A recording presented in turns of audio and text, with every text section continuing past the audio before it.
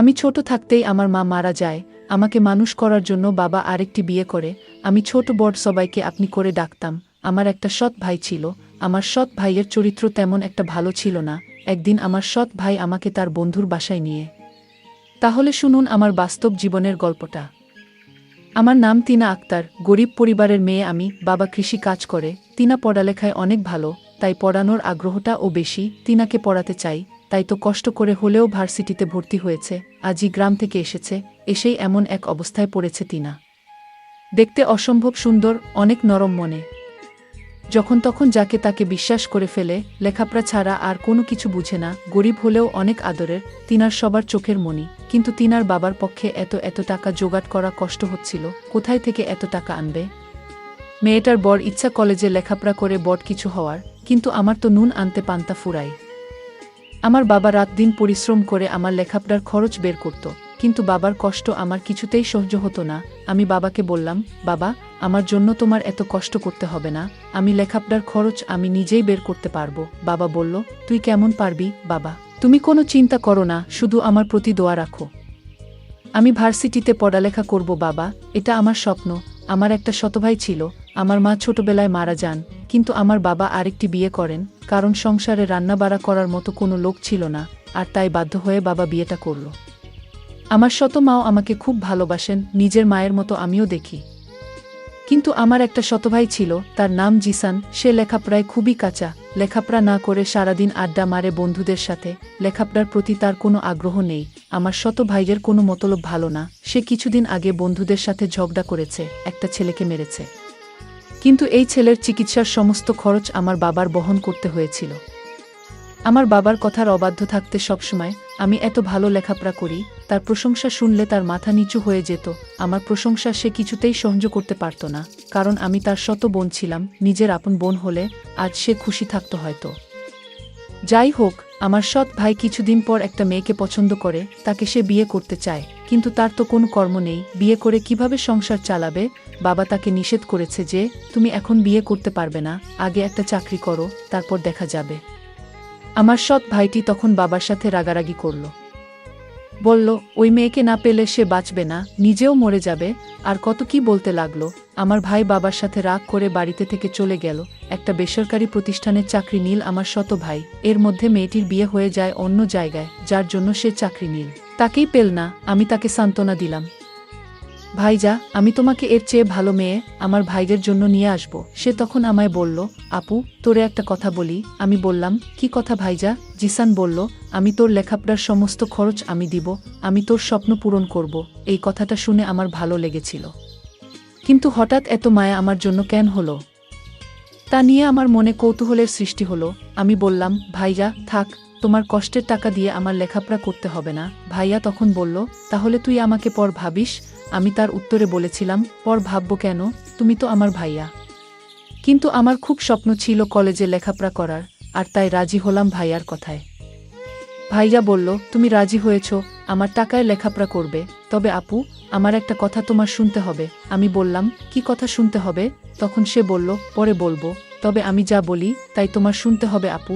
আমি বললাম, ঠিক আছে, আগে কলেজে ভর্তি হওয়ার টাকা দাও, তারপর দেখি। তখন আমার ভাইজা ভার্সিটিতে ভর্তি হওয়ার জন্য টাকা দিল। আমি কলেজে ভর্তি হলাম। আমার এত ভালো লাগছিল। আমি লেখাপড়া করব, ভালো একটা চাকরি করব।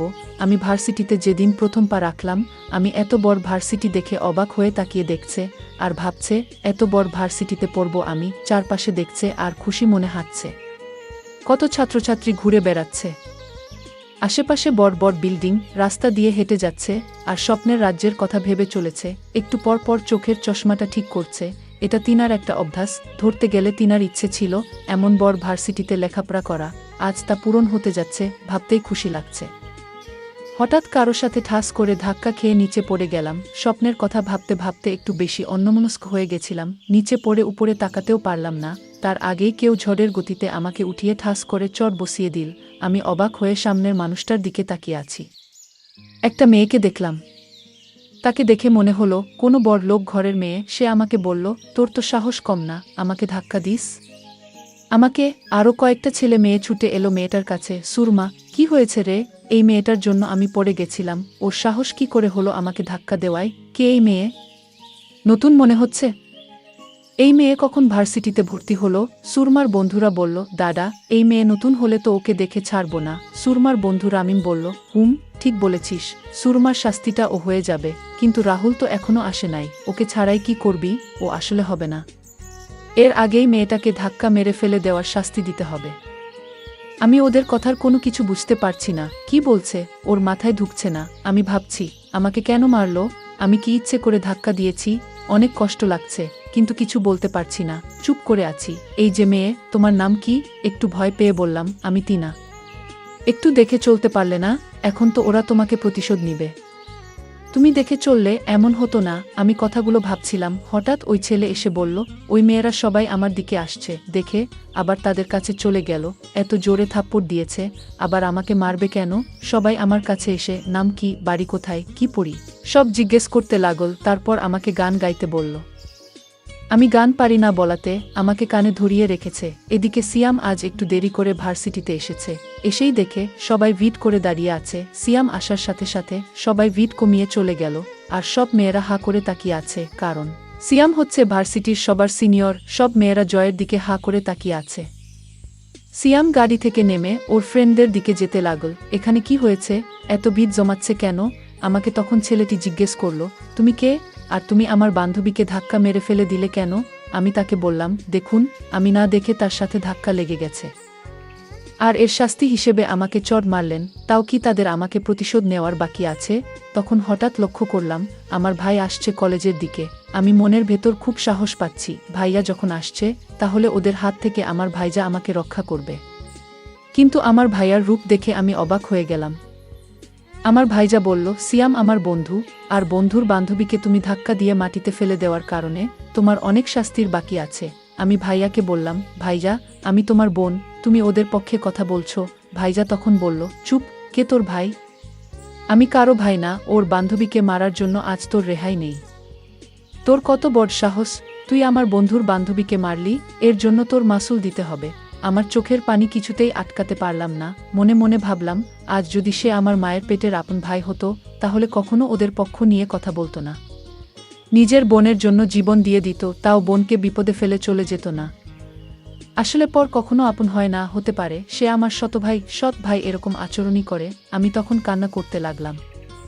আমার কান্না দেখে ওরা হাসতে লাগলো, আর বলতে লাগলো, কেঁদে কোনো লাভ নেই। আমার ভাই হঠাৎ বলল, আমার সাথে চলো। আর ওরা বলল, আজ তুই বেঁচে গেলি তোর ভাইয়ার জন্য। ভাইজা বলল, আমি তোকে টাকা দিয়ে কলেজে ভর্তি করিয়েছি, সেই টাকার কথা কি ভুলে গেছো? আমি বললাম, কি করতে হবে আমাকে বলো, আমি তোকে নিয়ে আমার বন্ধুর বাসায় যাব। আমি বললাম, বন্ধুর বাসায় কেন? জিসান বলল, আমি তো আগেই বলেছি, তুই আমাকে কোনো প্রশ্ন করবি না, আমার সব কথা তোর শুনতে হবে। ভাইজা, বলেছি। আজ আমার মনটা ভীষণ খারাপ, কারণ আমি আজ প্রথম ভার্সিটিতে গিয়ে অপমানিত হয়েছি। আমি আজ কোথাও যাব না, অন্যদিন বলিস, তোর বন্ধুর বাসায় গিয়ে আসবো নে। আমার ভাইজা তখন খুব রাগান্বিত হয়ে বলল, এখন বলেছি, এখনই যেতে হবে। আমি ভাইয়াকে বললাম, ভাইজা প্লিজ, আমার খারাপ লাগতেছে, আমি আজ তোর সাথে কোথাও যেতে পারবো না। এই কথা বলতেই আমাকে একটা জোরে চড় মারে ভাইজা। আমি কান্না করে বললাম, ভাইজা, তুই চড় মারলি, আমার আপন ভাই হলে আমাকে এভাবে মারতে পারতো না। ঠিক আছে, আমি যখন তোর কাছ থেকে টাকা নিয়ে ভুল করেছি, তাহলে এই ভুলের প্রায়শ্চিত্ত আমার দিতে হবে। ভাইয়া নামক পাষাণ মানুষটি বলল, গাড়িতে উঠ। আমি কোনো কিছু না বলে চুপচাপ গাড়িতে উঠে পড়লাম। তারপর সে আমাকে তার বন্ধুর বাসায় নিয়ে গেল এবং বলল, আমি তোরে এখানে কেন এনেছি জানিস? আমি বললাম, কেন আনলে এখানে? তখন একটা বয়স্ক লোককে আমাকে দেখিয়ে বলল, ওই লোকটিকে বিয়ে করতে হবে তোর। ভাইয়া বলল, ওই যে মানুষটিকে দেখতে পাচ্ছিস, ওর সাথে তোর বিয়ে দিব। আমি বললাম, এটা কোনোদিন সম্ভব না। ভাইয়াকে বললাম, ভাইজা, আমার একটা পছন্দ আছে, আর সেই পছন্দের উপর তুই জোর চালাতে পারিস না। ভাইজা তখন বলল, বসে বসে আমার বাবার সব টাকা শেষ করেছিস তুই। আমার বাবা আমাকে তেমন একটা ভালোবাসে না, শুধু তোর জন্য, আর তাই তোকে আর সহ্য হচ্ছে না। তোর জন্য আমার বাবা আমার প্রতি তেমন নজর রাখে না, ভালোবাসে না, শুধু তোর কথা ভাবে। তাই আমি মনে মনে ভেবেছি, তোকে ওই লোকটার সাথে বিয়ে দিয়ে দিব। লোকটা অনেক টাকার মালিক, একটু বয়স বেশি। আর কি, বয়স বেশি হলে সমস্যা কি? আর আমি ওই লোকটার কাছ থেকে টাকা নিয়ে তোকে কলেজে ভর্তি করিয়েছি। আমিও অনেক দিন যাবৎ তার কাছ থেকে টাকা নিয়ে চলেছি। আমি তখন ভাইয়াকে বললাম, এই লোকের সাথে আমার বিয়ে দিলে আমার জীবনটা শেষ হয়ে যাবে ভাইজা, প্লিজ। ভাইজা তখন বলল, আমি কোনো চাকরি করিনি। চাকরি আমার মিথ্যা বানানো নাটক ছিল। আমি তখন আমার ভাইকে একটা থাপ্পড় মেরে বললাম, এই তোর প্ল্যান ছিল।